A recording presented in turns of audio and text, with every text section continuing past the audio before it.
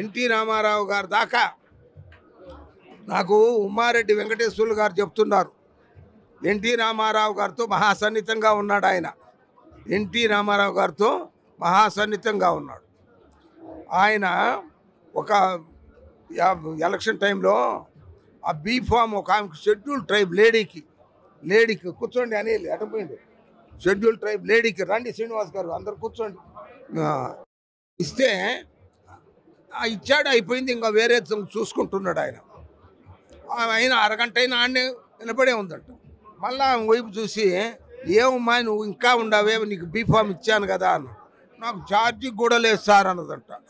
ఛార్జీకి కూడా లేదన్నదంట. అంటే ఏమైనా లోపలికి పోయి అయినా 50 రూపాయలు కట్ట. 50 రూపాయలు కట్టంటే 5,000 తీసుకొచ్చి పట్టు అంటే ఆమె గుడి పట్టిందంట. ఆ ఒళ్ళు వేసాడు. ఆమె వేసి పో నీ ఛార్జీకి పెట్టుకో, నువ్వు దేనికి పెట్టుకోబడలే అని చెప్పినాడు. చెప్తే ఆమె బహుశా ఎన్టీ రామారావు ఉన్నది కాబోలు గెలిచిపోయి ఉండొచ్చు కూడా. అది గెలిచిపోయింది చెప్పలే ఆయన నాకు, ఉమ్మారెడ్డి వెంకటేశ్వర్లు గారు. ఇప్పుడు ఆయన పేరు కూడా చెప్తున్నాను, ఉమ్మారెడ్డి వెంకటేశ్వర్లు గారు నాకు చెప్పారు ఈ విషయం. అందువల్ల అట్లా ఉండాలి రాజకీయాలు. ఓరిదేనమ్మా నాయలది ఓదులు బండ్లు టన్నులు లెక్క తీసుకురావాలి, లారీలతో తీసుకురావాల్సి వస్తుంది. ఇప్పుడు ఇది ఎక్కడ అన్యాయం ఇది?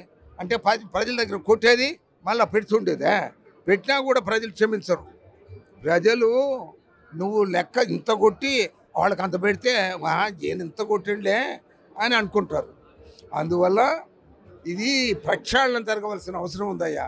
రాజకీయాలు ప్రక్షాళన చేయాల్సిన అవసరం ఉంది. బహుశా నేను ఈరోజు చాలా టీవీలకు చెప్పాను, చాలా విషయాలు చెప్పాను కూడా. అందరం జాగ్రత్తగా ఉండాల్సి ఉంది, పద్ధతిగా ఉండాల్సింది.